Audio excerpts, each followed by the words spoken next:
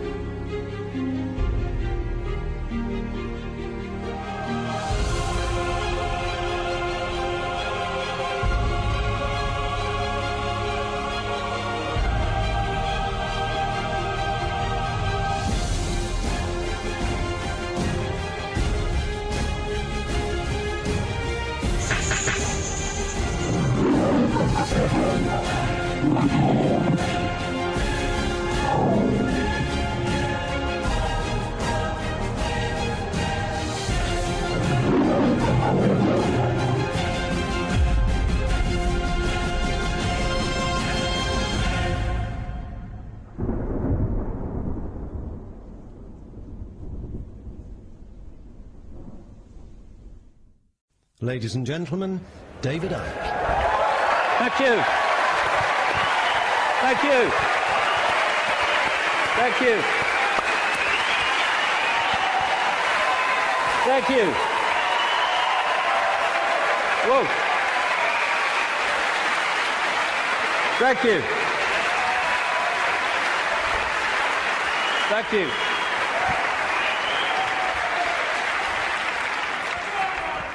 Good turnout then. Crikey. I remember talking to people in telephone boxes once and having room to walk around all those years ago, but amazing things have happened since. My thanks first of all to the extraordinary Linda for putting this event on, and Sean and all the team.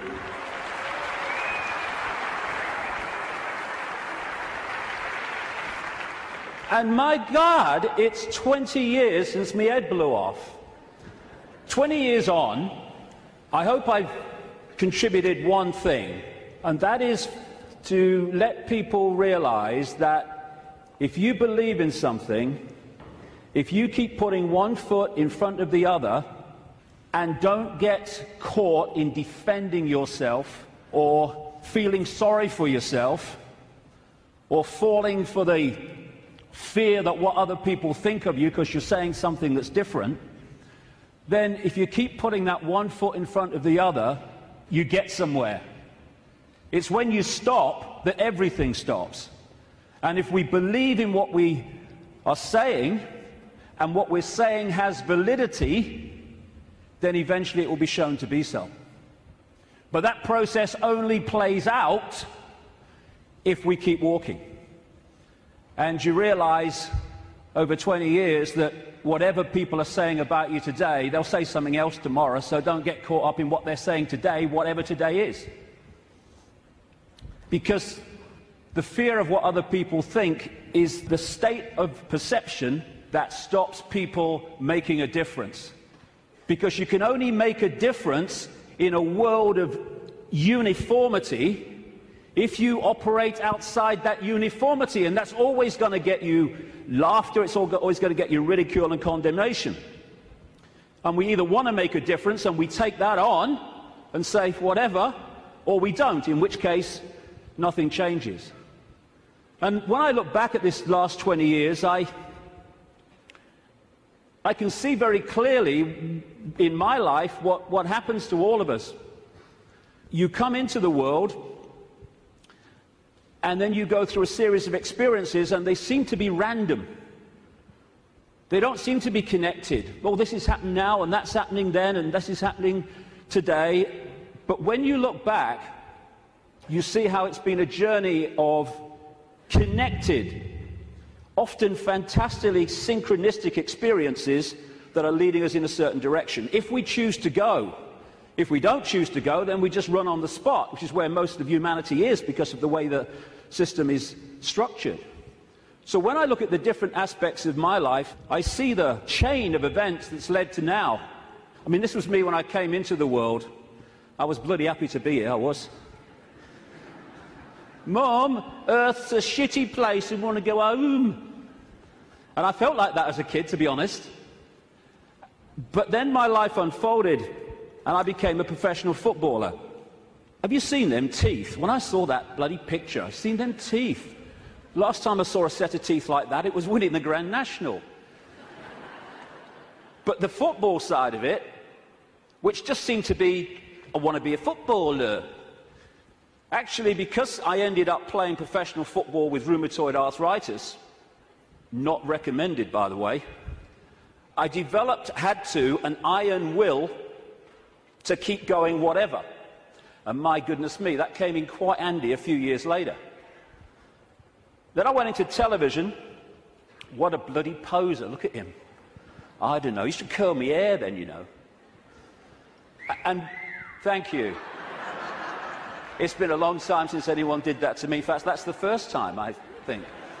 And what that did was show me the inside of the media, shite, and also gave me a public profile which was going to lead to something later that wouldn't be ignored, although at the time I wish it was being ignored.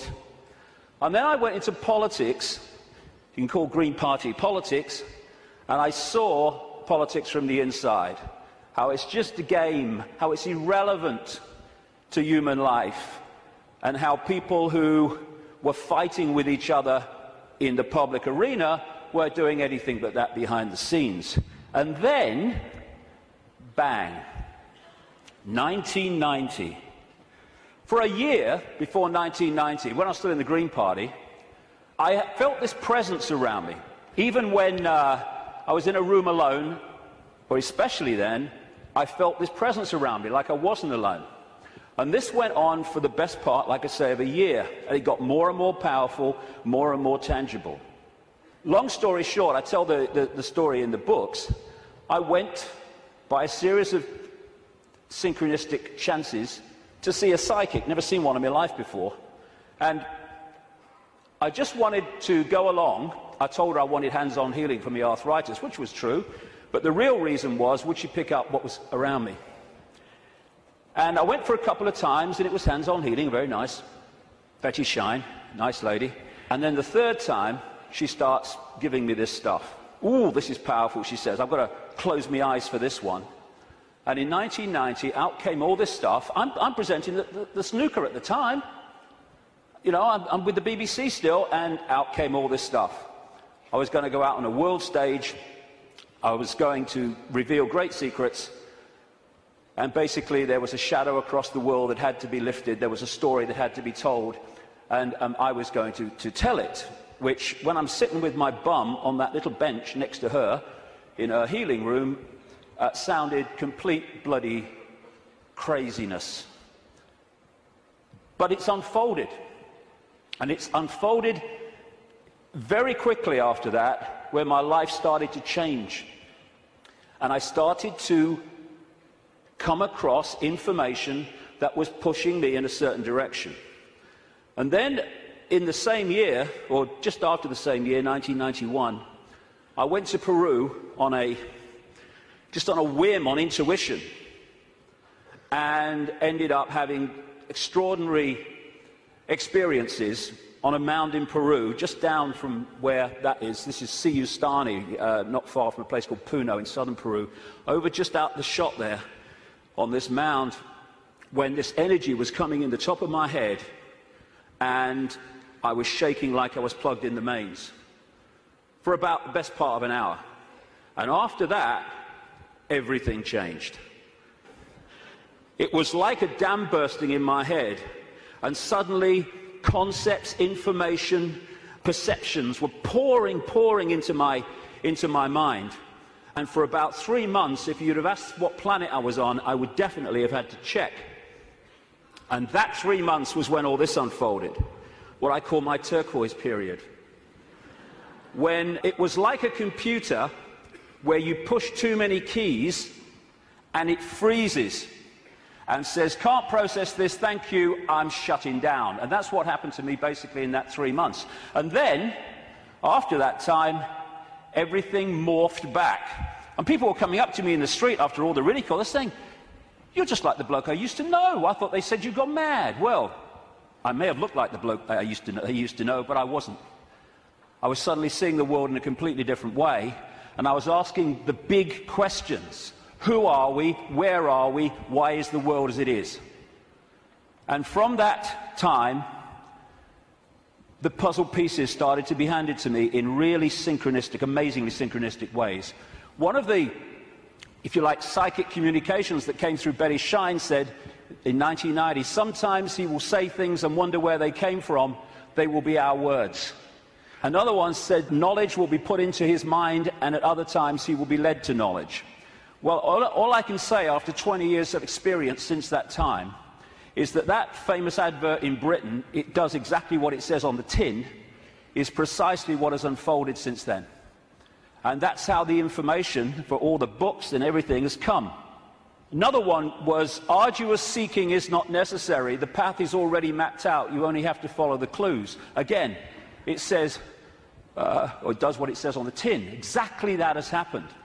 And it's this process of having insights and then 5 sense information, names, dates, places, documents, people coming to support that insight. That is what has been unfolding for 20 years. That's where the information has come from in the books. And it's been like some force has been handing me puzzle pieces in virtually the order easiest to understand them. And when you put the puzzle pieces together, the world looks very, very different when you connect the dots. Because what the system wants to do, right across society, is get people to focus on dots, individual dots, a religion, family, job, football team, whatever. There's nothing wrong with focus as long as you hold peripheral vision and you can see how your focus connects out into other things. That's not what the system wants. It wants that focus so you don't have peripheral vision. And as you're trying to go through the maze we call life, the control system has set up endless ways to divert us, confuse us, and to keep us from the understanding that would set us free. And that's what I want to talk about in the first section today. The idea is to keep humanity constantly bewildered, so we don't know where we are, who we are, what even reality is. But when you connect the dots, and so many of them, as we'll see today, have on the face of it no connection to some of the others, when you connect the dots, the light goes on, and suddenly the picture forms. And what I'm going to do today, I can't fill in endless detail to support what I'm saying. That's in the books. And that's what books are for. Because even in the long, long day that we've got today, and all the hours I'm going to be speaking, I need that time just to connect individual dots and show how they connect together. Because that will make the world we live in phenomenally. Because that will make the world we live in phenomenally different to the one that sold us from cradle to grave. The elephant in the living room appears when you connect the dots. When you connect enough, the elephant it's so blatant. But when the dots are unconnected, there's no elephant there, because you can't see it. And that elephant in the living room is that there is a multi-level conspiracy, and it is multi-level, to enslave humanity in like a global concentration camp. The trick is to make sure the slaves don't realize they're slaves, so they don't do anything about their slavery. Although as this moves and moves towards its goal, that is becoming more obvious. When I first started on this journey 20 years ago, the first few years, all the information coming to me in the, like I say, incredible synchronicity of meeting people, seeing documents, coming across information, having experiences. That first few years were about what I call the 5 sense level of this conspiracy. The banking scams, the police state, the Orwellian surveillance, the big pharmaceutical cartel, attack on the human body and the human immune system, engineered wars. And then after a few years, I started to move through the synchronicity, just following the clues as it said at the start. I came across this reptilian connection to the families that are running our reality. And then the most important part, from about 2003, 2002, when the synchronicity started taking me in to the nature of reality itself. And until we understand at least the themes of what this illusion is, we can understand nothing else about the world as it is and the way that the control system works. And then, over the last year, that synchronicity and the puzzle pieces has taken me into, perhaps for many people, I understand it, the most extraordinary area, which is that the moon is not what we think it is. Now, can you imagine if you've come along today out of curiosity? We're a few minutes in, and your eyes are on Bill. He just said reptile. He couldn't have done. He did. I heard him. Well, we're going to get into some strange stuff, especially in the second section. Well, the first section's strange. We really are lunatics for reasons that I'll come to. So we're now at this fork in the road where we can go down one track and we can experience freedom in a way that we've never even understood what freedom is. We go down the other one, the one that the control system wants, then we're heading for a Orwellian fascist global state. It's unfolding as I speak. That choice, that fork in the road, is to become conscious, because most of humanity isn't, because it's manipulated not to be, or the control system's route, which is just to become a clone, a computer terminal of a control system, a merciless control system. The choice is between this, not too far down the road if we allow it, and this. Go hard, isn't it? Which one? Ugh. Freedom on a level, like I say, that we can't even begin to imagine from the perception of awareness that we've had so far. We perceive just a fraction of what freedom is, even when we talk about freedom. And we can break out of this. We can break out of this maze, this vibrational prison that we've been encased in. But to do that, as I said at the start, we have to stop doing what has put us in there. And that is conforming to the world that we are told the world is. Stop being in the herd. Stop being in the box, because there is another way. And if we don't take another way, I'm not saying the other way, we live in all possibility, but if we don't take another way from the way we've taken this far, how can anything change? It can't. If you always do what you've always done, you'll always get what you've always got. Real simple. And we don't have to all be the same. You can look the other way. You don't have to be a faceless person in a faceless crowd. It's not compulsory. You can express your uniqueness. You don't have to do what everybody else does just because they do it and we're frightened of conforming. And sometimes the choice of not conforming can actually save us a lot of grief. And it will in the next few years. You don't have to swim with the tide. You can swim the other way. It's possible. You were born an original. Don't die a copy. But how many people do? Because they fear not being like everyone else is because of the comeback from those people. Truth does not change because it is or is not believed by the majority of the people. Everybody knows that, mate. Everyone knows that's rubbish. Well, I don't know it's rubbish. That's one less than everyone. We've made a start. As Gandhi said, even if you're in a minority of one, the truth is still the truth. The multitude is always wrong. My goodness, how history has confirmed that. And this is the stadium on which it all plays out. The human mind. You cannot control billions of people physically.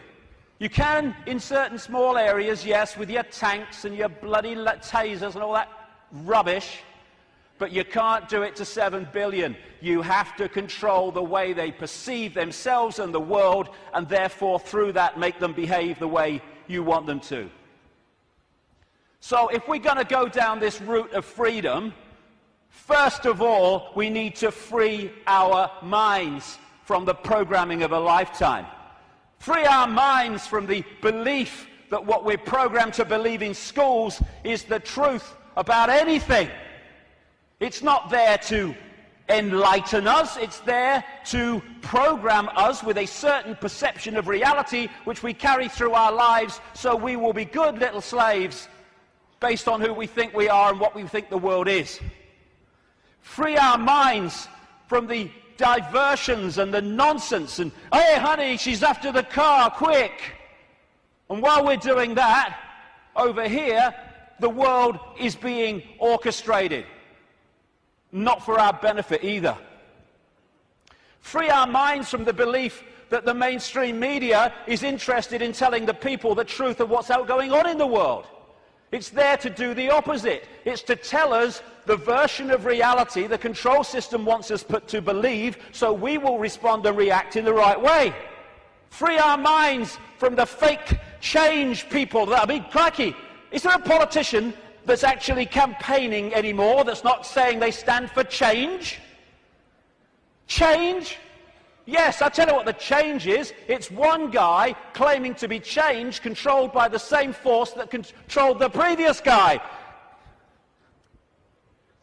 Free our minds from the fake, fraudulent, false flag terrorist events created by the same control system that then tells you how the world must change to save us from the terrorism that they had covertly created. Free our minds from the front men for this control system, who are put up to frighten us into accepting changes in society, surveillance and control to save us from people who are front men for the very system that says, let me save you from him. Free our minds from the bullshit nonsense about human-caused global warming, which is nothing more than a way of introducing and justifying more and more controls and massive, massive increases in taxation, making fortunes for people like him. Free our minds from the idea that Big Pharma, the pharmaceutical industry, is in any way interested in human health. It's not about human health, it's about Big Pharma wealth and more. Free our minds from the four-letter word that controls the world, fear, that traps us in these vibrational boxes called fear. And free our minds, more than anything else, from the idea that we are Charlie Jones or Ethel Smith. We're just Joe Public. We've got no power.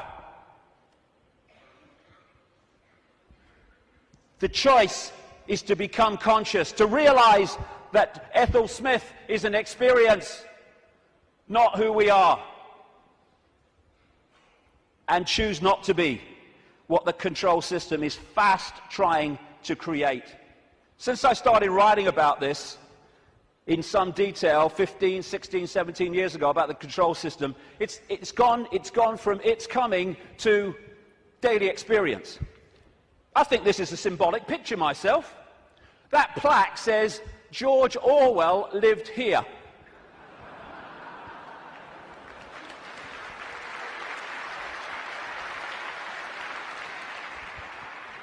We've got peaceful demonstrations in America being scattered by excruciatingly painful sound technology. The microchip agenda's moving on. The sky's full of chemtrails and all the stuff that's in them. The food we are given to eat, if we choose to eat it, is full of chemical cocktails that are destabilizing our ability to think straight and be emotionally stable. And they're targeting the children more than anyone because they're the ones who are supposed to live most of their lives in this control system. They bloody won't, as I'll get to later, but they're trying. And yet so many people are still saying, well, it looks all right to me. Looks all right to me. To have your head in the sand, you have to be on your knees. The two go together. Ain't it great? Ain't it great to be free? So the idea is to enslave us while people think they're free. And this is a real important area that keeps us from focusing on this and acting on this. Wishful thinking. Wishful thinking that says, well, I don't want it to be true, so I'm going to kid myself it's not. And if I can do that, then I don't have to do anything.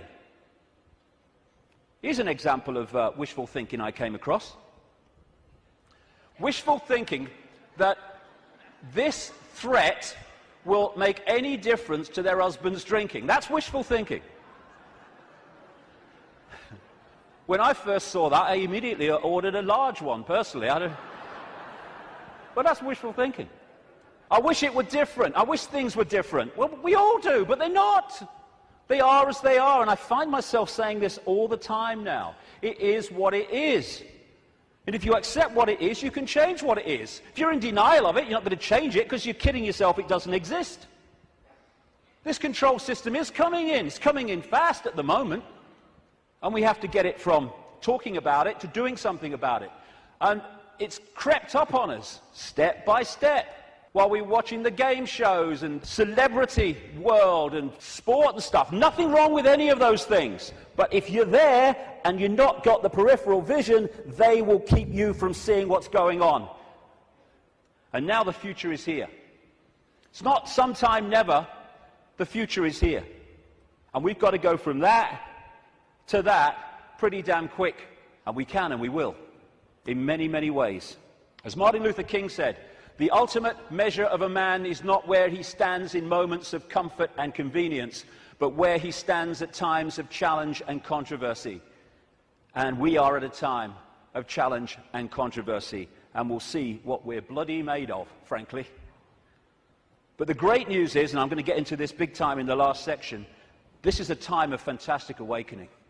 Like I say, when I started on this journey consciously, anyway, 20 years ago, the number of people that were in any way interested in this information, whether it's the nature of reality or the control system and its agenda, was tiny, tiny, tiny. It was a lonely road. Not anymore. A phenomenal awakenings happening all over the world as people start to expand their minds and open their minds to another possibility, to another world, to another sense of self. And what comes with that awakening, indeed what triggers it in so many ways, is when we decide to ask the big questions. Because only then can we get the big answers. Like, who are we? Where are we? What is reality? And that's what I'm going to focus on in this first section, because unless we at least understand the themes of what reality is, we cannot possibly understand what's happening in the world and how the control system really works and how deep the rabbit hole goes. Establishment science, education, media, that's what it does. And how the control system really works and how deep the rabbit hole goes. Establishment science, education, media, that's what it does. I mean, have you seen these politicians in Britain now? You've got Clegg in the Liberal Party, Liberal Democrats. You've got Cameron in the Conservatives. You're going to probably have one of the Miliband's, maybe David Miliband, leader of the other major party, and they're all standing on the same sodding postage stamp, all three of them. Same background, same basic perception of the world and politics, and that's exactly the same with science, education, and media. They all stand on this same postage stamp, and anyone wants to step off it and explore in other areas, stop him! Stop him! Ridicule, condemnation, stop his funding. And people say, well, if what you're saying is true, science would tell us. Yeah, okay. Like the media would tell us, right? Yeah, okay. What the control system doesn't want us to know is that this reality, in terms of its physicality, the one we think we're experiencing now, is an illusion. There is no physicality. There is no out there. Everything I'm looking at now out there is going on in here. I'll come to how that works. It is so simple. As the great American comedian Bill Hicks said, great man. All matter is merely energy condensed to a slow vibration. We're all one consciousness experiencing itself subjectively. There's no such thing as death. Life is only a dream, and we are the imagination of ourselves. And that's the control system's bottom line, manipulating our imagination of self. You can trick the brain into seeing things that aren't there. These are pictures of paintings, etc., on the flat surface, the flat road, the flat pavement. And yet you can trick the brain into reading them as three-dimensional. That's on a flat pavement. So's that. Is that a woman's face, or is it a flower and a butterfly? Very easy to trick the brain to decode reality in a certain way. For instance, is this a man and a hand, or is it a Mexican, a woman, a bush, and a dog? Depends how you decode it. And the control system, en masse, is manipulating 24/7 the way that we decode reality, so we decode it in line with what suits the control system. As Einstein said, reality is an illusion, albeit a persistent one. And the reason it's persistent is because we live in a virtual reality universe. A fantastically expanded, advanced version of a gigantic computer game. And the analogies go one after the other. Today, it's much easier to talk about reality because technology is starting to mirror the very reality that we're experiencing. It's getting closer and closer to real, and the projection is that not too long from now, they will have computer games which you could hardly tell the difference between that and this. We're having training simulations and flying simulations. They're in some hospitals using virtual reality images to show patients when their burns are being treated, and they show them pictures, very cold images, and the brain decodes that and cools the skin down.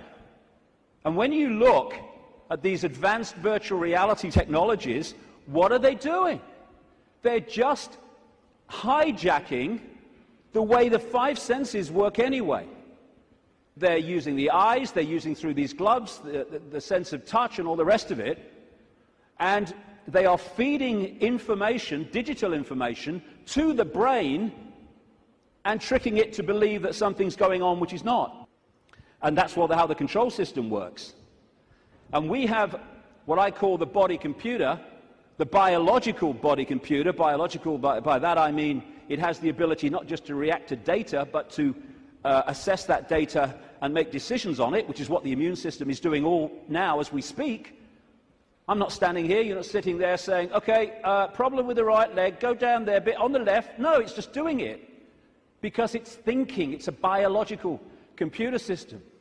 By the way, this image here was taken the split second that someone told this guy that Barack Obama had won the Nobel Peace Prize.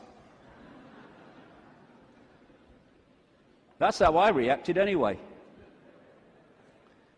And the base foundation of this virtual reality is actually waveform, vibrating energy. And within waveforms, as scientists will tell you, fantastic amounts of information can be stored.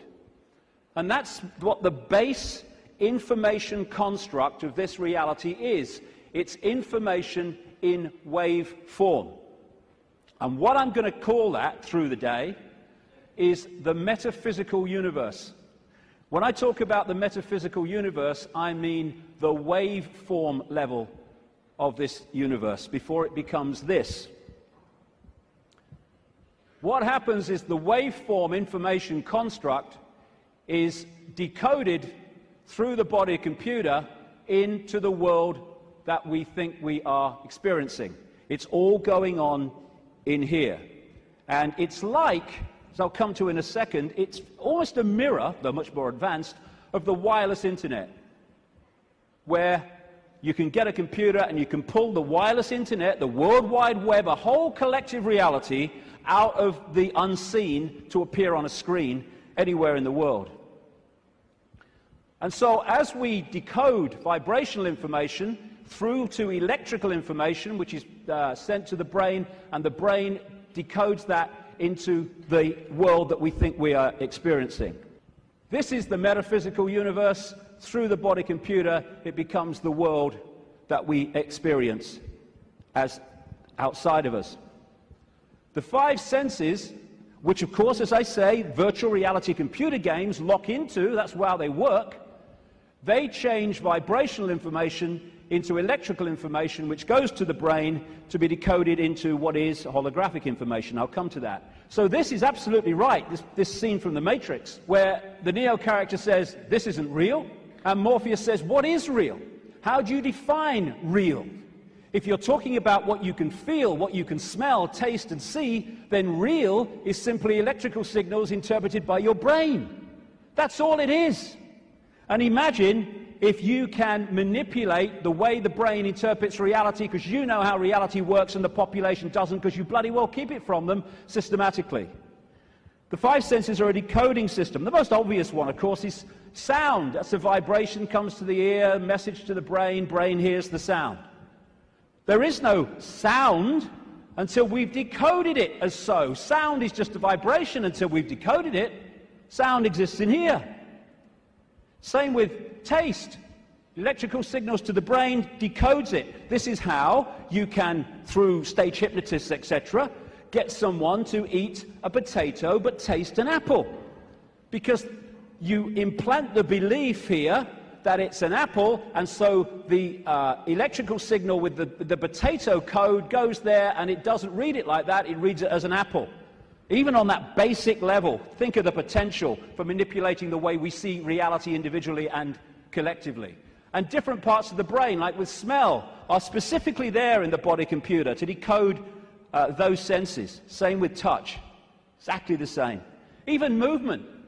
There is no movement until we've decoded that movement. There are conditions of the brain, which some people have, where they don't decode movement. So often they don't even see it. They'll see a car in the distance, the next thing, whoa, it's gone. Nothing in the middle.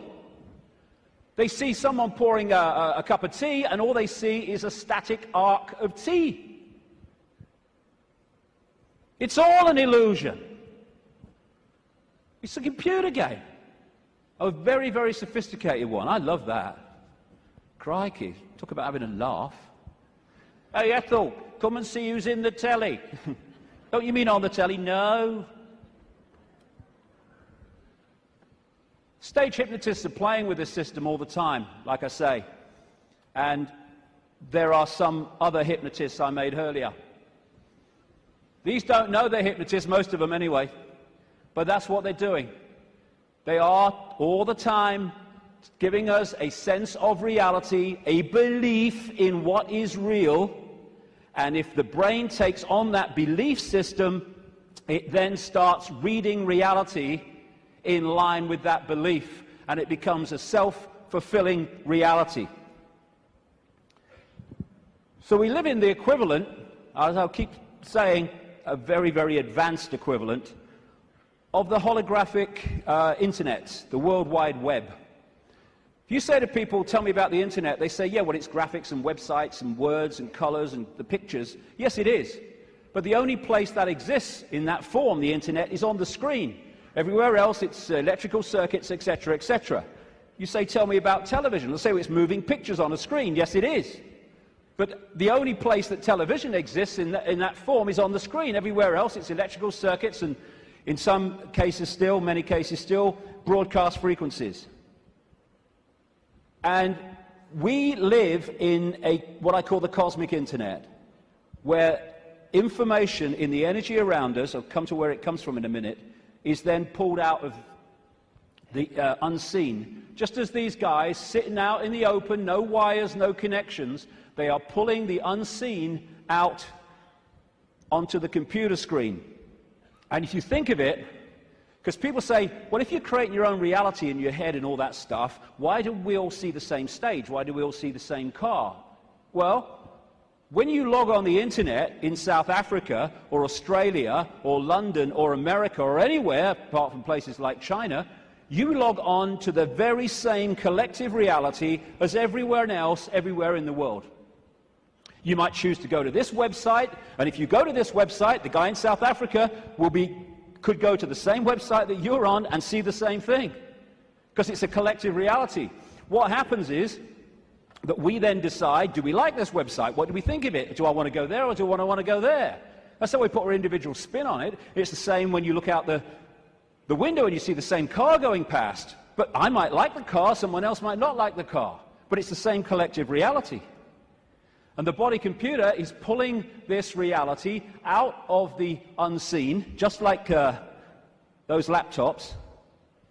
And so you've got in the Matrix movie that scene where he says, the Matrix is everywhere. It is all around us, even now in this very room. You can see it when you look out of your window or you turn on your television. You can feel it when you go to work, when you go to church, when you pay your taxes. It is the world that has been pulled over your eyes to blind you from the truth. What truth? That you are a slave, Neo. Like everyone else, you were born into bondage, born into a prison that you cannot smell or taste or touch, a prison for your mind. I'll get into the nature of that prison in the second section. So what is this universe? It's information. And it's information decoding information. Just as you put a computer disk in a computer, it's information. The information encoded in the computer then reads the information on the disk. That's what we're doing. And that way, we manifest this apparently out there reality. We too, the so-called human body, is energetic, non-physical in its base form. But when it comes through the decoding system, it becomes the world that we think we're experiencing outside of us. It seems to be outside of us. I'll grant you, my God, I look out here, it looks to be outside of me. But it's inside of us. We are creating it through the decoding system in our heads. Now, I'll go into this area in the new book. What I'm saying is that, well, I'm not saying this, scientists are now saying this. At the center of this galaxy is a massive black hole, and the increasing thinking is, and I would say it fits perfectly, is that there is a giant black hole at the center of every galaxy. What I'm saying is these black holes resonate the base information or the base vibrational frequency of this virtual reality universe. And they interact with what we call the suns. In this case, our sun in this solar system, but of course there's suns all over the place. I'm saying that this vibration triggers from the suns, depending on its vibrational state, because it changes, and that answers a lot of things, as I'll come to shortly. It triggers information of certain kinds being transmitted by the sun, suns in general, in the form of photons. Photons are the base unit of what we call light and other forms of electromagnetic radiation. They carry information. These photons being generated out of the suns, triggered by this vibrational base frequency coming from the black holes, create the cosmic wireless internet within our reality. and that's what we are decoding, create the cosmic wireless internet within our reality. And that's what we are decoding. The Earth decodes it. It's photon energy, photon information that is passing through the Earth energy grid. It is photon information, what the Chinese in their acupuncture disciplines call qi. That qi is actually photon energy. It is information, which the body computer then is decoding into this collective reality. And just like on the internet, where you can see information and receive it, but you can also post information, so we're interacting with this virtual reality universe and changing it subtly as we put our unique spin on things. And we're creating that world that I keep talking about. Now, some scientists, over the years, have postulated that this physical world only exists when it's observed. I agree. Why? Because of this. When you put a computer disk into a computer, it does not read all the information on the disk at the same time. It reads that part that it is observing, whatever that laser's hitting at the time. All the other stuff is still in information form. It's not been transferred to the screen as pictures, etc. And we do the same. When we observe, decode, then we bring it into this reality. But without that, this is just the base vibrational metaphysical universe, which is the basis of all of it. Then no light gets in the brain. So how do we see light? How can I look at that light and see it? No light ever gets in the brain because the brain's decoding information into that light. So when you see things like in the Matrix movies, those lines like, there is no spoon. It is not the spoon that bends, it is only yourself. Exactly. Because the only place the spoon exists in physical form is in here. And you bend it by bending the way you decode reality. Miracles are simply overcoming the programming of what's possible and not possible. You know, we are of course programmed to believe that when you walk through fire, you get burned. And if you walk through fire or hot coals with that belief, that decoding state, you'll burn your bloody feet. But as so many people have shown, if you can go into another state of consciousness and override that, you can walk across hot coals and not feel a thing. Why? Because an illusion cannot burn an illusion unless you believe it can. There are no miracles. There's just understanding how to manifest all possibility. And that understanding comes from the fact that we acknowledge, we understand that we are consciousness. Disembodied, no-form awareness, having an experience. Like a Central American shaman said, we are perceivers, we are awareness, we are not objects, we have no solidity. We, or rather our reason, forget this, and thus we entrap the totality of ourselves in a vicious circle from which we rarely emerge in our lifetime. And that vicious circle is what the control system wants to keep us in, because then we're controllable. If we understand who we really are, what we really are, it's impossible to control by a bunch of control freaks. The body is the way our awareness experiences this reality. If I want to interact with this reality, which is a frequency range, I have to have an outer shell, we all do, that vibrates within this frequency range, because our consciousness is vibrating much too quickly. It's like Radio 1 trying to make connection to Radio 2. They're on different wavelengths, never going to happen. So we take on this outer projection we call a body, and therefore I can pick this up and interact with this reality. What the control system wants us to do is to believe that that projection, that vehicle to experience this reality is who we are, because then we go from, I am all that is, has been, and ever will be, I'm Charlie Smith, I'm Ethel Jones, I've got no power. the whole bottom line of it. We say I'm going on the internet. We don't go on the internet. The computer goes on the internet. And we observe the internet through the computer. And our mind-body is the vehicle to experience this reality. That goes on the internet. Consciousness, the real us, observes, just like the World Wide Web, observes the internet through that vehicle. And like I say, the idea is to get us to think that we're that and not that. I had a vision when I was sitting in the bath a couple of years ago now, maybe. And I've asked my great friend, the brilliant Neil Haig, to knock this up from what I saw. I'm sitting in my bath, and I saw billowing energy, yellow, kind of white-yellow energy. And I took that immediately to be consciousness. Then an eye appeared in the energy, the consciousness, and then a telescope appeared. At the end of the telescope was this reality, the Earth, the solar system, whatever. The last movement was for the telescope to morph into a human body. And that was so profound in the sense of that's how it works. And because of the limitations of this focus, we see ourselves, if we don't stay in contact with that, in very limited terms.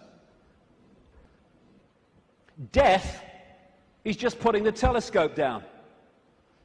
Well, I've had enough of that. Earth's a shitty place. Hello, all right, I'm back. You never went away. The computer's here. We are observing through the computer. And I want to make the difference, because this will go through the day, the difference between consciousness and what I call the mind. Everything is the same energy in the end, because it's just one unified awareness I call the infinite. But it takes different expressions. Consciousness is the ocean. All possibility, all that is, all awareness. And the mind is like a frozen, denser expression of that, and therefore has great, great limitations in terms of awareness and perception compared with that. And one of the reasons is to interact with this reality, which is much denser than consciousness, we have to have a denser conduit, which we call the mind-body. Therefore, it has to be more limited than consciousness itself. This guy, Ramana Maharshi, a man who lived in India and meditated for most of his life on a mountain in India. I've actually been there. Nice place.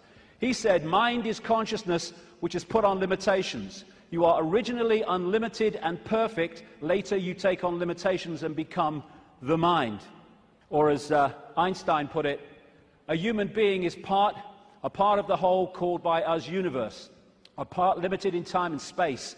He experiences himself, his thoughts, his feeling, as something separated from the rest, a kind of optical delusion of his consciousness. And that optical delusion comes from looking through the lens, the telescope. And what it does, and I keep saying the control system is structured exactly to do this, it puts us in a false identity. One that doesn't think all possibility, it thinks limitation, I can't, that's not possible. And if you want to control people en masse, you want them in that mode. I'm not David Icke. David Icke's my experience. It's a name for the experience I'm having at the moment. I am all consciousness, all awareness, all that is, has been, and ever will be, and so is everyone else in this room, everyone else in all the realities of this infinite world that we live in. We are all possibility, and that's our base state. I don't care who you are, what you've done in your life, what regrets you have, how successful you've been, your base state is all possibility. And I've only taken psychoactive drugs once, well, 1.5 times. The main one was in Peru when I took something called ayahuasca in 2003. And for 5 hours, I had this voice, as loud as mine is now, took female form, talking to me about the illusory nature of reality. And when I came back out to Britain, it happened in the Brazilian rainforest, I started following up names, dates, places type information, what I was told. And it was extraordinarily accurate. It's amazing that mainstream science has sussed most of this but doesn't realize it as, because all the disciplines don't talk to each other. When you connect the dots, you realize they've already established that this is an illusion. But that doesn't go down well because it's too close to the truth. And how I experienced that state beyond this world, beyond vibration, was as stillness and silence. And that's what all possibility is, the stillness and the silence. There was a great line that voice said to me when it was explaining the nature of reality. It said, if it vibrates, it's illusion. If it vibrates, it's illusion, because our core level is stillness and silence. I experienced that. Amazing feeling. There are no negative emotions, there's no fear, there's no worry about not making the rent and all this stuff. They've all gone in that realm. And people think of nothing. All that is, has been, whatever can be. That's all potential, all knowing. And everywhere and nowhere. People think that's a paradox. You can't be everywhere and nowhere, but you can in all possibility. In all possibility, everything is possible. So everywhere is nowhere. Nowhere is everywhere. Everything and nothing. Again, not a paradox. All possibility is everything and nothing. And as I was saying, we think of nothing as nothing's there. There is nothing. But within the nothing, within the silence, is everything. Within the silence, for instance, is all possibility. And then when I start talking, I have pulled one possibility out of all possibility, which is manifest as vibration, my voice. And then I stop. It goes back into all possibility. We don't think that this building is defined by the nothing. We think it's defined by the something. But the something is only there, and this building is only in its form because of the no thing, apparently no thing, in between what we perceive as the something. The silence this is why when people are in silence, they go somewhere else. And so many people are frightened of the silence. Get in the car, whack the record on, get in home, put the telly on, noise, hold you in 5 sense reality. When people go into the silence, that's when they get their insights, because they're accessing other levels of themselves beyond the 5 senses. So out of the no thing comes the realm of form. This is something called cymatics. If you go on the internet, you can see it, videos of it, like YouTube. What they do is they put particles on a metal plate and they play sound across it. And it's incredible. It just forms into these amazing geometrical shapes just because of the sound. And when the sound stops, boom, it all goes back to all over the place. And then the sound changes and another form comes in. And these worlds of form, frequencies, vibrating frequencies, are created in this way, out of all possibility. And there are endless, infinite realms with different so-called laws of physics, different challenges, different experiences, all vibrating at different speeds and therefore able to share the same space. All of these different realms are sharing the same space that I'm sharing now, just as all the radio and television stations broadcasting to this city are sharing the space that I'm sharing now and the space that they're sharing with each other.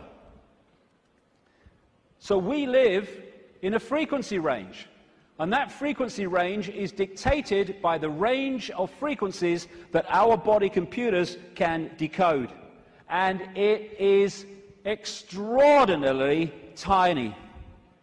We're virtually blind in terms of what exists. The vast majority of this universe is what scientists call dark energy or dark matter. And they call it dark not because it's pitch black, but because we cannot decode it. Therefore, it is not in our realm of experience. We have to work it out by its impact on things that we can see. And the electromagnetic spectrum is 0.005% of what is projected to exist in this universe. And visible light, which is the only frequency range that we can decode, is a fraction of the 0.005%.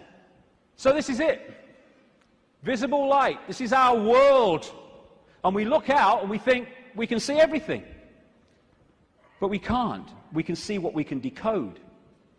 And therefore, we operate within a dimension, we might call it, and it's penetrated by other dimensions, but we can't. We can see what we can decode. And therefore, we operate within a dimension, we might call it, and it's penetrated by other dimensions, which allows those other dimensions to interact with ours, which I'm going to get to in the second section, because that is fundamental to the control system. What we're doing is we are putting our focus of attention into this reality through the body computer, and therefore this seems to be the only world that exists. But the space we're occupying is teeming with life of endless varieties. So if we come into this world of mind and we hold a connection to consciousness, we are in this world physically and we can experience this. We're going to go to the pub, yeah, let's have a beer with you, yeah. But we're not of this world in terms of the point of observation. We are in this world, but we're observing it from here. We can see things here that this can't see. And that's why the control system has to keep us here. And a structured society to make that happen. To keep us in bewilderment by being only able to decode and experience reality through the five senses. And once you are in the five senses, and you're not getting inspiration, insight, intuitive knowing from higher levels of your consciousness, where do you look to get a fix on who you are, where you are, and the world you're living in? There. And who controls that? The control system that controls the media, politics, education, science. The idea is isolate us in the five senses, isolate us in body-mind, and then program the body-mind to see the world that suits the control system. Time and space are just information within the metaphysical universe fabric, the vibrational fabric, which we then decode into what appears to be time and space. There is no time and space. When you put a disk in a computer, it's got information on it. You put it in the computer reads it. On the screen, you see time and space, or what appears to be time and space. But all it is information on the disk being read by the computer and being put on the screen. That's what we are doing all the time. Time's an illusion. And my goodness me, if we fall for that, then we totally get encompassed by time, that time exists. You can say it's 1 o'clock, I've got to meet someone at 1 o'clock, so you're there at the same time, and you synchronize that, but all along you know that it's just a construct. It's not part of you this time. Because no time is where consciousness operates. And if we operate completely connected to time, then by that very nature we're going to disconnect from consciousness, which is on another level of perception. Our time is just crazy. You cross an invisible line in the ocean, you go into tomorrow, you go the other way, you go into yesterday. There is only the now. That's all there is. People say, no, there's the past and there's the future. Well, okay. When you think of the future, where are you? You're in the now. When you think of the past, memories, where are you? You're in the now. These are constructs. These are perceptions. They're not real. Only thing that's real is now. Everything happens in the now. And the only moment we can change anything is in the now. And if we get pulled into the past, all regret, I wish I had, oh, that woman in 1953, ooh. Or we get pulled into the future, oh my God, what's going to happen? Oh, yeah, outcome, oh, what if? Then we're getting pulled out of the only time that exists, and therefore our power to change things, to impact on now, is diluted. And we are absolutely dominated by time. What's the time? Oh my God, it's not the time. Oh my goodness, what's going to happen? Are you going to get time? Oh, I'm late. And yet, the now is the only thing that exists, and time, like space, is a perception. It is part of the construction of reading. You could see time in a way like like a disc, like a DVD. What you've seen in the film is your past, as you perceive the past. What you're looking at in the film at that moment you perceive as the present, and what you've yet to see in the film you perceive as the future. Yet all that information exists on that disc at the same time. Whip back a bit, you've gone into the past. Whip forward, you've gone into the future. And I've been talking for years about the time loop, as I call it. Wrote a book with that title. And it's not really a loop, but it does can express itself like that in the play-out world of so-called physical reality. And we go round and round and round, and it comes back to the start. And we think we're going forward, but because we're only in it for a certain section, we think we're going forward. If we stayed with it, it will come basically back to the start. It's like a place of experience, and depending on what we wish to experience, depends on what part of the loop that we decide to experience. Because, as I said earlier, this vibration, and by the way, this vibration coming out of the black holes vibrates in the now. It doesn't move through time. It carries the encoded information that we decode as time, but it vibrates in the now. But it doesn't vibrate just the same forever. It goes through a cycle, a vibrational cycle, changes. And as it changes, it elicits different information from the suns, which we then decode. And as we do so, the world moves on, experience moves on through different epochs. You look at the ancients around the world, and they invariably see time as secular.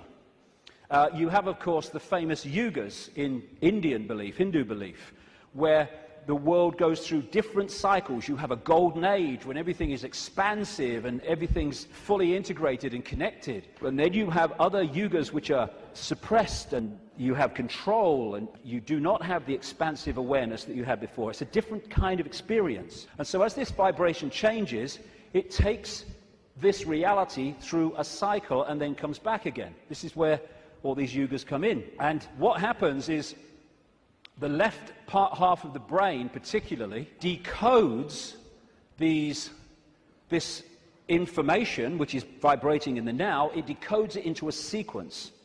It's what some brain scientists call the left brain a serial processor. And it's this sequence that it puts the information in that appears to be the passage of time from past to future. The quicker it decodes it, the quicker time seems to move, the slower it decodes it, the reverse. This is why, as Einstein said, if you're in the company of a beautiful woman, time can pass very quickly, but if you're in a dentist chair, it can pass very slowly, because your brain is decoding reality in a different way, putting it into a sequence in a different way. And so the time loop is actually just the decoding of this changing vibration, changing information. And again, if you can hold connection to out there, you can be in the world and not of it. If you're not, you're literally caught in the loop, and that's where most people have been for a very long time. Now, as I say, the body is a biological computer, and I'll get through this part pretty quickly because I've been through this before in talks and stuff, but it's very important to keep connecting the dots. So, the body computer is our vehicle to experience this virtual reality, consciousness to experience it. It's like, you want to go to experience another planet, you need an outer shell. As I said earlier, we need an outer shell vibrating within the frequency of this reality. And this is what makes racism so ludicrous, so insane, such a confirmation of ignorance. Because it's just a vehicle to experience this reality. And racism is the final confirmation that you are caught in five-sense reality and have not a clue of the nature of what we all are, racist and non-racist, and that is consciousness. Humans, we think we're humans. We're human. Humans are like a software program. We're not human. We're experiencing being a human. We are consciousness having that experience.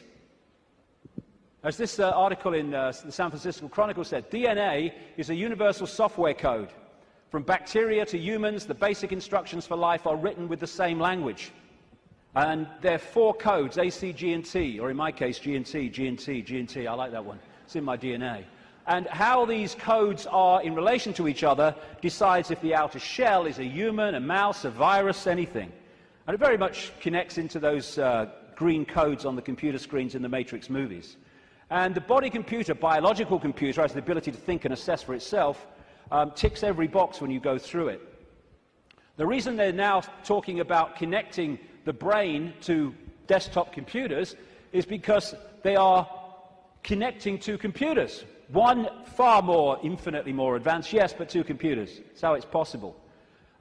When the computer won't work, won't turn on, won't process, we say the computer's dead. You drop a computer from a top floor, it will smash and it will be dead. You drop a human computer, it will smash and be dead.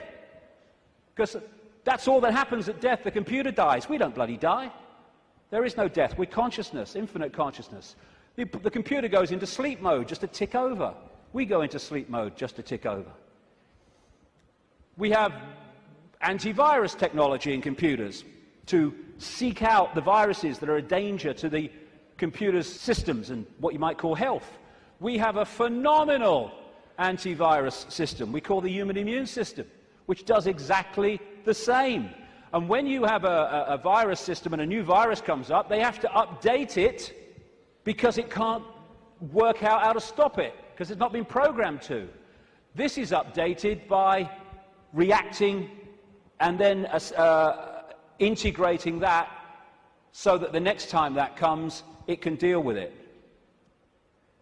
This is an enhanced photograph taken at the Necker Hospital in Paris when they put tracer dye into the acupuncture points and then photographed it. And the tracer dye went through these lines of energy in the body, the chi, the photons. And when you look at it, it's just like a motherboard. And interestingly, when this chi is passing around too slowly or too quickly, the body is ill in some way.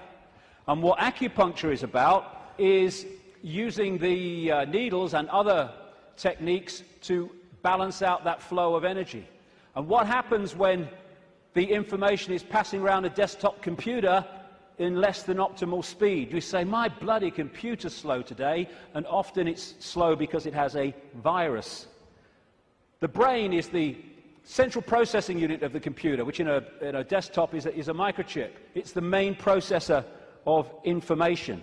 The DNA is the hard drive, and it's not just the DNA we see physically, because even DNA is just the decoded version of an energy field. We have an energy counterpart, which we call the human aura. What we call cultures. I'm this culture, I'm a black South African, I'm a Hindu or whatever. These are different sub-softwares of the human software. This guy, William Sheridan, was in a New York hospital waiting for a heart transplant, and he joined an art therapy course. He was about as good as I am, and I'm a terrible, terrible artist. And this is what he was drawing. After his heart transplant, suddenly he went back on the art therapy course and started drawing much more sophisticated pictures. As a result of agreeing to promote organ donation, he managed to meet the donor's mother. He asked her the obvious question, did your son have an interest in art? And she said he wanted art materials rather than toys from the age of 18 months. He was crazy about art. And there have been many studies, some of them very extensive over the years, that have shown the incredible connection between people who've received hearts, lungs, and other organs from people and then taken on either and or their character traits or their abilities. Because what are they doing? They're downloading information from one computer to another. That's how it gets passed across. Credo Mutwa, the great Zulu shaman in South Africa, told me that in the days when they used to eat people in Africa, one of the golden rules was that you must heat the person to a certain temperature, otherwise if you eat them, you become them. Same principle. We are led to believe that what identifies us with the body and what identifies us with the body being us is whether we're a man or a woman. Again, being a man or a woman is not what we are, it's the experience we're having. How can we be a man and a woman, or how can that be what we are, when you can change from a man to a woman through chemical intervention? It's changing the nature of the computer through chemical intervention. Freaky the chicken, who was in the papers a few years ago, started out life as a hen, laying eggs, then had a massive, for some reason, explosion of testosterone and became a cockerel. Started chasing the chickens, the hens, and crowing at dawn. Grew a comb. How can male or female be what we are when that can happen? It's an experience for consciousness which is neither male or female because it's all possibility. This is from the BBC website. Scientists have been able to take control of flies' brains to make females behave just like males. Control of flies' brains to make females behave just like males. Researchers genetically modified the insects so that a group of brain cells that control sexual behavior could be switched on by a pulse of light. The team was able to get female fruit flies to produce a courtship song behavior usually only seen in males. Just so you manipulate the computer. Why do birds suddenly start singing together when the sun comes up? I mean, is there someone with a baton? Go! Why did Freaky the chicken start crowing at dawn when the testosterone came in? It's a program. It's the same with emotions, where we think the emotions of who we are. But you can fundamentally change your emotional state through drugs, through chemicals, through things like mercury. Mercury in fillings can change your personality. Could change your personality by drinking the shite in food and drink, these chemical cocktails. That's what's happening to so many kids. How can even emotions, as we know them, be what we are, when chemicals can change the emotions that we have? It's to do with the way we decode reality. And we are receiver-transmitters of information.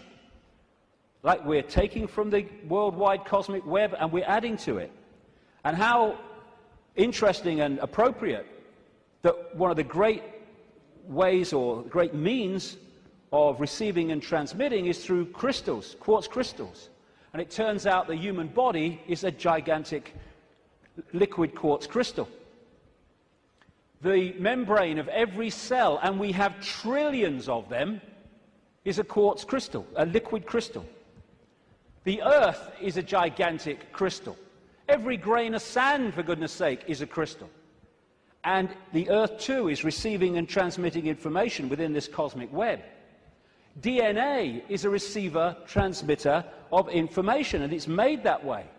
This is an article on DNA. From the characteristic form of this giant molecule, a wound double helix, the DNA represents an ideal electromagnetic antenna. On one hand, it is elongated and thus a blade which can take up very well electrical pulses. On the other hand, seen from above, it has the form of a ring and thus is a very magnetical antenna. We are receiving and transmitting all the time through what we think is the body computer. And the energetic auric field connects into us through what we call chakra points, from a word, Sanskrit word meaning wheels of light. And these connect into what we call the physical body through the endocrine system of glands, two of which include the pituitary and the pineal gland, which together make up what we call the third eye. The ability to get out there through the sixth sense.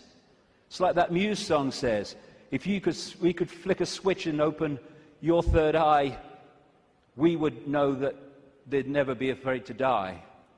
Words to that effect. Exactly, because we'd be out there. Now, anything that can shut these down holds us in five-sense reality and stops us from breaking out into the greater self. That's where they want us, and that's where they've got so many people, the vast majority, in that state, in a false identity. The world looks so solid, I grant you, but it can't be. It can't be, even though it seems to be. And if you bang your head on the wall, again, like walking through the fire, believing you're going to get burned, bang, you'll bang your head. But it can't be, because the world is made up of atoms, and as quantum physicists have shown, atoms have no solidity. How can something which is basically empty space make up a solid world? It can't. The reason it appears to is because the information in the waveform metaphysical universe is decoded through into apparent solidity. Again, it's just the way we decode reality that gives it form. We take information from a disk, we put it on the screen, it seems to have time-space solidity. But it doesn't. It's just information being read, and that's exactly what's happening to us. The reason it appears solid and it appears three-dimensional is because we live in a holographic world. We see holograms, you can buy them in the shops, where they appear to be three-dimensional, but actually they're not. It's just the illusion of the way they're made. And how they make them is they have a laser, part of it goes across the object they want to photograph, another part goes directly onto a photographic plate, and then the part that's passed across the object goes onto that plate, and they collide. Those two parts of the laser collide, and they create, here we go, a wave form. We call it in holographics an interference pattern. It's like dropping two pebbles in a pond, and then the waves they create collide, and that is a waveform representation of where those pebbles fell, how heavy they were, how high they fell from, etc., how big they were, etc. And this is what the waveform, again, looks like on a holographic print. It's information. It seems to be nothing. It looks like a fingerprint, appropriately, actually. But what is it? But you fire a laser at that, and suddenly a three-dimensional, and the best of them, a very solid-looking image comes up. This is how we create our reality. It's holographic. This guy is in an Australian city, I think it was Melbourne, but he was projected as a hologram onto a stage in Adelaide. This is one that CNN did. So we are creating a holographic version of this information, just like a hologram does, in our heads. That's where it comes from. It's this construct. And how funny, I've been saying this for years, and then I come across this very, very mainstream New Scientist magazine in January now 2009, and its front page, "You are a hologram projected from the edge of the universe." You don't need to go through great swathes of academia. In fact, it's often the worst thing that can happen, because it puts you in the box on the postage stamp, often, to understand reality. You just have to access that which is all around us, containing that knowledge. And then you have the question, how can something be a waveform and a particle at the same time, which is what quantum physics has found and gone, what? How can that be? Very simple. When you're creating a hologram, the waveform doesn't disappear when the hologram projects itself. They both exist at the same time, the information construct and the decoded holographic form. The particle and the waveform exist at the same time. It's so bloody simple. People think it's so complex. One of the great things about a hologram is that every part of the hologram is a smaller version of the whole. So if you cut a holographic print into four and put a laser onto the four pieces, you don't get a quarter-size version of the whole picture, or a quarter-size part of the whole picture. You get a quarter-size version of the entire picture. And because of that, this is why these things happen. This is why reflexologists can find points on the hand and the feet and elsewhere that relate to different organs and parts of the body. This is how acupuncture can do it, and reflexology, with the points on the ear. Do something here, it affects the heart. Do something here, it affects the liver. Because it's a hologram, and it must be like that, because every part of the hologram is a smaller part of the whole. Holographic blood, this book by an American physician called Harvey Biggleton, I went to see. He has found holographic images in the blood.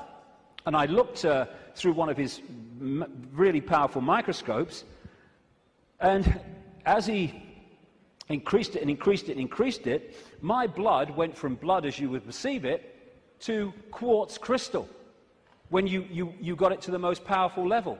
That's what we are, crystals.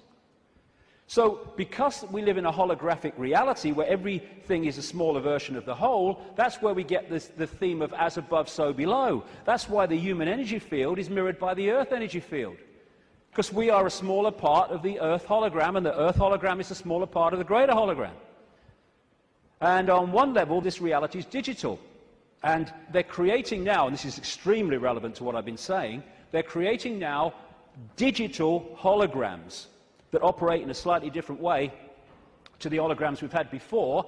And some of these digital holograms, that's one, are being used at promotions to sell products and stuff, and people are frightened to walk through the hologram because it looks so solid. And that's what this is, digital holograms. Digital holograms is the reality that we're experiencing in what I call the play-out world. And this is why numerology works. Numerology can predict things, and it can make things happen because it is working on this digital level of reality. Computers work on binary systems of on-off electrical charges, just symbolized as 1 and 0. They're now starting to develop trinary computers with a third number. And the human brain works how? On binary and trinary on-off, etc. electrical charges. And of course the A, C, G, and T codes of the DNA all connect into this. So while in the Matrix movies we saw the projection of beyond the physical world, it was a digital world, so is ours. That's exactly what it is. And like I say, scientists are not sussing any of this stuff in terms of the mainstream because they focus on their own discipline, their own individual dot, and they don't connect the dots, and therefore they can't see the picture. I watched a program the other day. It was a mainstream science program, and it asked the question for at least an hour. I think it was an hour. What's the biggest number? And they were going into these bloody numbers that went on and on and on and on, disappearing up there, trying to work it out. Well, I'll tell you the biggest number. That's the biggest number, infinity. There is no biggest number. There is only all possibility. And numbers are the digital level of this reality, and because of that, numbers represent vibrational states. As a result of that, you can manipulate reality through numbers and numerology, because you're manipulating that level of the decoded construct. So what does all this mean? We live a false identity. We think we're humans when we're consciousness. We're multi-leveled awareness, not just the body, consciousness. And some near-death experiences have experienced and then come back to tell the story of what they've experienced when they've been through. Sometimes they experience it as a tunnel and then come back when their body releases the consciousness for a short time. And this is one that encapsulates all of it. He said, everything from the beginning, my birth, my ancestors, my children, my wife, everything comes together simultaneously. I saw everything about me and about everyone who was around me. I saw everything they were thinking now, what they thought then, what was happening before, what was happening now. There is no time, there is no sequence of events, no such thing as limitation of distance, of period, of time, of place. I could be anywhere I wanted to be simultaneously. This body computer is what gives us the delusion of all those things. And I'll just finish on this bit. Key to holding us in servitude is to keep us in the left hemisphere of the brain. We have two, the right brain, the left brain, and we have a bridge called the corpus callosum, which bridges the two and should pass information between the two. And the right brain, they are very, very different states of being. The right brain is the out there, the creative, the connection with all that is. The left brain is what deals in numbers, in language, in sequence, and puts everything in hierarchical structures and all the rest of it. And what the system wants, it wants us in there. Because when we're in there and not in there, we are there. And the whole system is structured to put us there. The education system, everything. I found this, different functions of the right and left brain. What the right brain wants to do is say the color. What the left brain wants to do, language, it wants to say the word.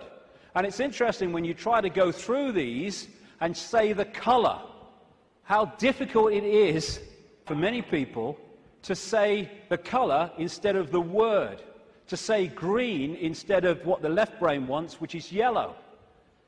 And the functions of the two are massively different. This lady, a brain scientist, neuroanatomist called Jill Bolte Taylor, became well known when she had a stroke in the 1990s, I think it was.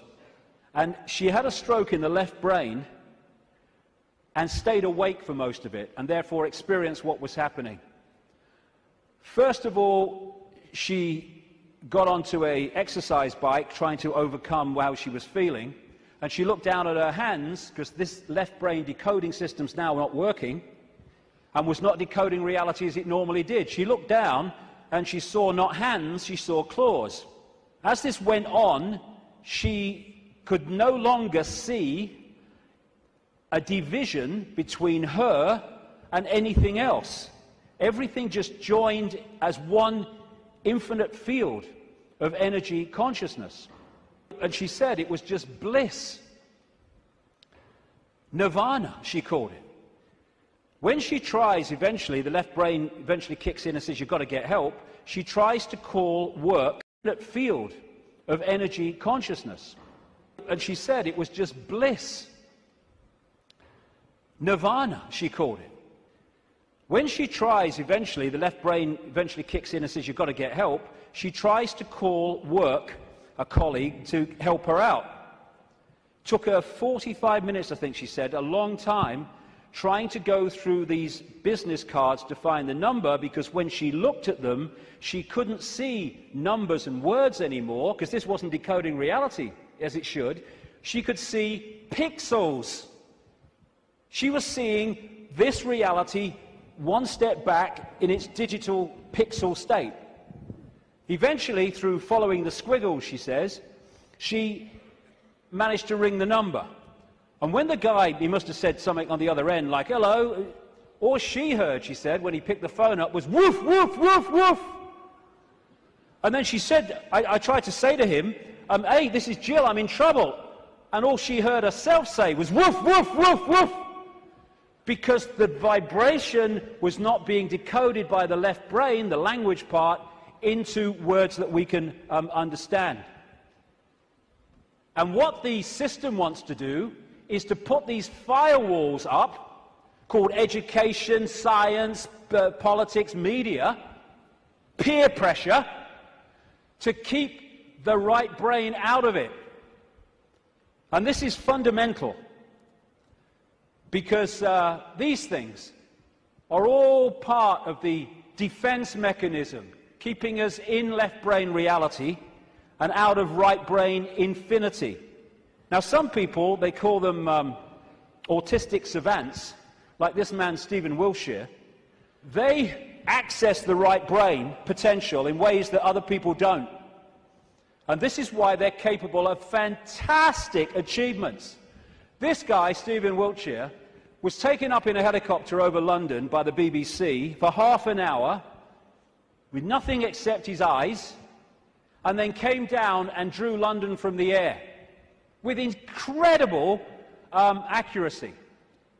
Why? Because he was accessing that infinite potential that left brain people, most of people in the world, don't. This guy, Daniel Tammet, another autistic savant, has again achieved incredible things, because he was challenged once to learn Icelandic in a week, and it's an incredibly difficult language to learn. I mean, none of the media were using on their news reading, were using the real name of that volcano in Iceland, were they? Because they could bloody pronounce it. This guy went back on television a week later speaking Icelandic. And his Icelandic teacher said, he's not human. Yes, he is! It's the human that we once were and will be again, when this suppression of our potential and our infinite possibility is brought to an end, and this shite stops.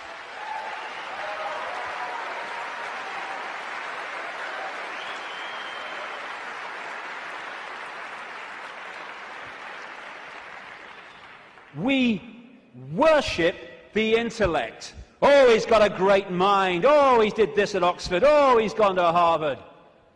Mind is such a low level of awareness.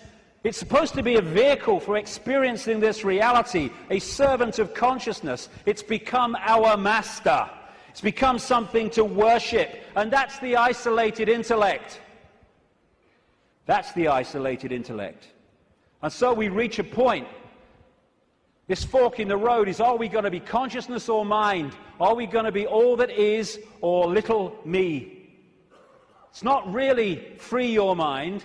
It's free yourself from mind. That's why society is structured to completely engross us and swamp us in things to occupy our mind. Open your mind. Become all that is. Infinite love is the only truth. Everything else is illusion. What is infinite love? All possibility. Infinite possibility. Choice between the head, thinking, intellect, and the heart, knowing, wider consciousness. Then we start to access this wider information and see the world from a completely different level. We then start to access, once we get out of mind, all these other realities that are there to be accessed and perceived and to glean insight and information from, that have been denied by being encloseted and enclosed in mind. As William Blake said, if the doors of perception were cleansed, everything would appear to man as it is, infinite. The control system's game is not to have that cleanse happen. René Descartes, the French mathematician and philosopher, defining who we are, said, "I think, therefore I am." I would update that on the body computer level and say, "I compute, therefore I am." But beyond that, in the realms of consciousness, it is simply I am, therefore I am. I am all that is, has been, and ever will be. And this multi-leveled conspiracy is there to keep that knowledge from us, to hold us in little me mental states, so a tiny few can control billions. Without this knowledge, we cannot understand the conspiracy and how it works. And the question is, who's behind it? See, they're hiding already. Who's behind it? And that's what we'll get to in the next section, which will start in 10 minutes. Thank you very much. Thank you.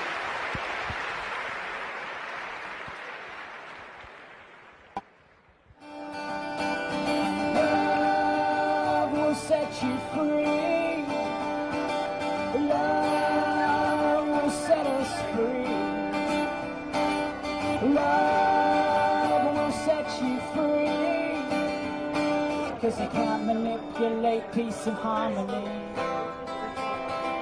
It's a spiritual revolution. It's a spiritual revolution. It's a spiritual revolution. It's a spiritual revolution.